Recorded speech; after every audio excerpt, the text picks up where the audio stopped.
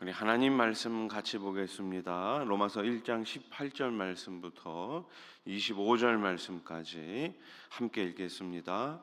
하나님의 진노가 불의로 진리를 막는 사람들의 모든 경건하지 않음과 불의에 대하여 하늘로부터 나타나나니 이는 하나님을 알만한 것이 그들 속에 보임이라. 하나님께서 이를 그들에게 보이셨느니라. 창세로부터 그의 보이지 아니하는 것들 곧 그의 영원하신 능력과 신성이 그가 만드신 만물에 분명히 보여 알려졌나니 그러므로 그들이 핑계하지 못할지니라. 하나님을 알되 하나님을 영화롭게도 아니하며 감사하지도 아니하고 오히려 그 생각이 허망하여지며 미련한 마음이 어두워졌나니 스스로 지혜 있다 하나 어리석게 되어 썩어지지 아니하는 하나님의 영광을 썩어질 사람과 새와 짐승과 기어다니는 동물 모양의 우상으로 바꾸었느니라. 그러므로 하나님께서 그들을 마음의 정욕대로 더러움에 내버려 두사 그들의 몸을 서로 욕되게 하게 하셨으니 이는 그들이 하나님의 진리를 거짓 것으로 바꾸어 피조물을 조물주보다 더 경배하고 섬김이라. 주는 곧 영원히 찬송할 이시로다. 아멘.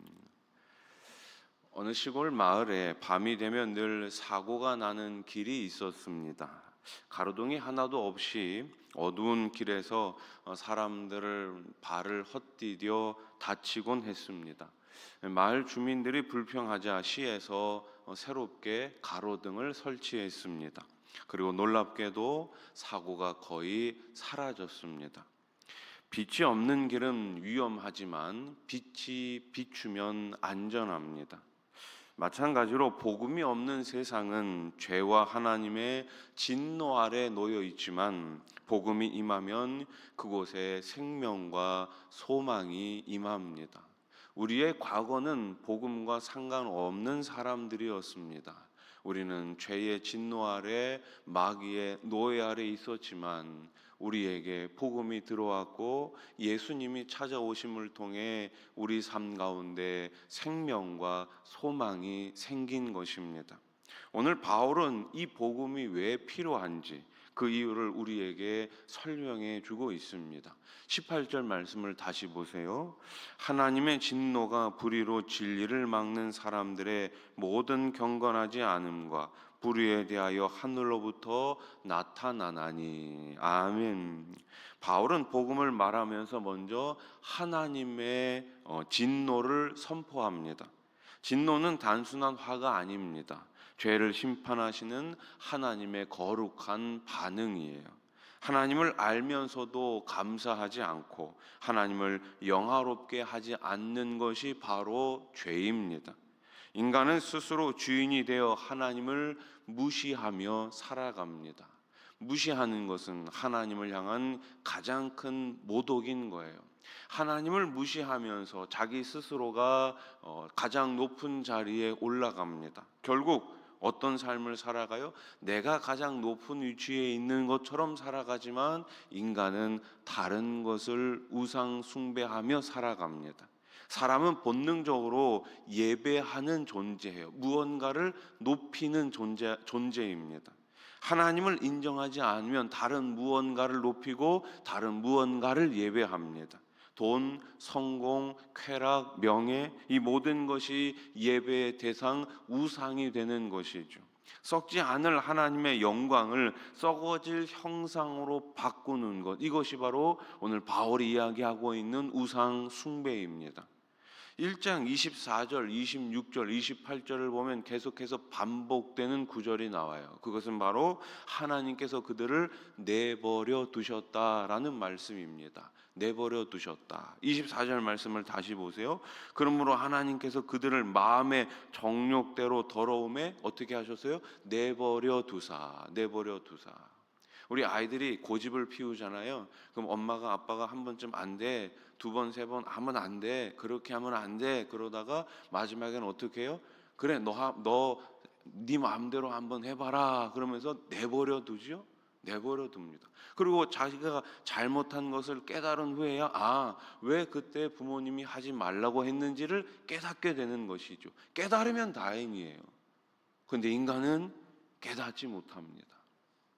회개하지 않고 죄를 고집할 때 하나님은 더 이상 막지 않으시고 그 결과를 스스로 겪게 하십니다. 그 결과는 성적 타락, 사회적 혼란, 인간관계의 무너짐으로 이어집니다. 오늘 우리가 사는 세상도 이와 다르지 않습니다. 뉴스에서 보는 수많은 범죄와 죄악의 결과가 바로 이것이지요.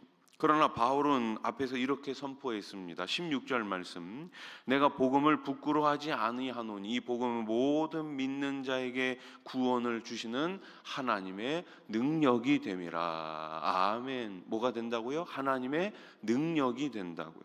복음은 단순한 위로가 아닙니다. 진노 아래에 있는 인간을 건져내는 능력입니다. 예수 그리스도를 믿고 우리가 그 예수님을 나의 주로 고백할 때 우리는 진노의 대상이 아니라 마침내 하나님의 자녀가 되는 것입니다. 어떤 농부가 있었어요. 그는 밭에 큰 돌이 있어서 늘 걸리적거렸지만 그냥 두고 살았습니다. 그러다 어느 날 아이가 그 돌에 걸려 크게 다치고 말았어요. 그제야 농부는 그 돌을 치워야 한다는 사실을 깊이 깨닫게 됩니다. 여러분, 우리 마음속에는 늘 이 걸림돌 같은 죄가 있어요. 그 죄를 내버려 두면 결국 나도 내 가족도 내 이웃도 다 다치게 됩니다. 하나님의 진노는 그 죄를 반드시 드러내고 심판하십니다. 그러나 감사한 것은 하나님께서 우리를 그냥 내버려 두지 않으십니다. 포기하지 않으시는 거예요. 여러분, 아들, 딸을 포기하는 부모가 어디 있습니까? 심지어 하나님께서 저와 여러분들을 예수님의 십자가 보혈로 구원해 주셨는데 저와 여러분들을 포기하시겠습니까? 아닙니다. 하나님은 끝까지 성령님을 통해 우리 마음속에 있는, 우리 삶 가운데 있는 모든 우상과 죄악을 내려놓게 하시고 주님 앞으로 다시 돌아오게 하십니다. 십자가에 달리신 예수님께서 우리의 죄와 진노를 대신 담당해 주셨습니다. 그래서 복음은 단순한 위로가 아닙니다. 복음은 우리를 죄와 진노에서 건져내시는 하나님의 능력입니다. 오늘도 우리는 선택의 기로에 서 있습니다. 내 삶의 주인이 나 자신일 것인가, 아니면 예수 그리스도이신가? 지난주에도 말씀드렸다시피 예수님은 다시 오실 왕이십니다. 예수님께서 처음 오실 때는 마구간에서 초라한 모습으로 오셨지만 다시 오실 때는 분명한 왕으로 오십니다. 그 누구도 부정할 수가 없습니다. 여러분, 누구를 왕으로 모시며 살아가고 계십니까? 예수님입니까? 아니면 이 세상입니까? 하나님을 영화롭게 하지 않고 살면 결국 진노 아래에 서게 되지만 복음을 붙잡으면 은혜의 자리에 서게 됩니다. 여러분, 오늘 새벽 우리의 마음의 우상을 다시금 점검해 보시고 예수 그리스도의 복음을 다시 꼭 붙드시기 바랍니다. 그리고 그 복음을 이 세상 가운데 전하면서 진노 가운데 소망을 전하는 복음의 전달자로 살아가시기를 우리 주님의 이름으로 축원합니다. 기도드리겠습니다. 하나님 아버지, 진노 가운데 소망 되신 그 복음을 우리가 이 시간 다시 기억합니다. 우리를 그 소망 가운데, 복음 가운데 그 복음의 전달자로 세워주시니 감사합니다. 우리 교회가 이 복음의 전달자로 사명을 잘 감당할 수 있도록 인도해 주시옵소서. 우리의 가정이 복음 안에서 하나 되게 하시고 우리의 이웃들과 함께 예수 그리스도의 십자가를 사랑하는 오늘 하루가 되게 해 주시옵소서. 우리 안에 혹여나 우상이 있다면, 하나님보다 더 사랑하는 것이, 더 높아지려고 하는 것이 있다면 우리 주님께서 막아주시고 온전히 우리 주님만 왕으로 섬기며 모시며 살아가는 복된 주의 자녀들 되게 해 주시옵소서. 오늘부터 우리 셀리더 모임이 다시 시작이 됩니다. 셀 가운데, 소그룹 가운데 우리 성령님 늘 충만하게 임재하셔서 우리의 기도와 간구 가운데 응답하여 주시옵소서. 주시고 오직 주님만 자랑하는 우리 셀들이 다 되게 해 주시옵소서. 셀 리더들, 하나님 우리 세론들을 위하여 기도할 때마다 하늘문 활짝 여시고 기도의 응답과 풍성한 열매가 가득한 우리 셀이 되게 해 주시옵소서. 하나님 아버지, 평생에 계신 분들을 기억하여 주시고 우리 주님께서 아버지 주님 모든 질병 가운데 자유함 얻을 수 있도록 치료의 강선을 비추어 주시옵소서. 세워주신 많은 일꾼들이 있습니다. 이제 또 하반기 잘 달려갈 수 있는 일꾼들 되게 하시고 하나님 소망 가운데 하나님 기뻐하시는 거룩한 열매를 맺는 우리 일꾼들 되게 해 주시옵소서. 오늘 새벽에 주님을 향하여 두 손 들어 기도합니다. 마음의 소원과 간구 가운데 30배, 60배, 100배로 채워 주시옵소서. 예수님의 이름으로 기도드립니다. 아멘.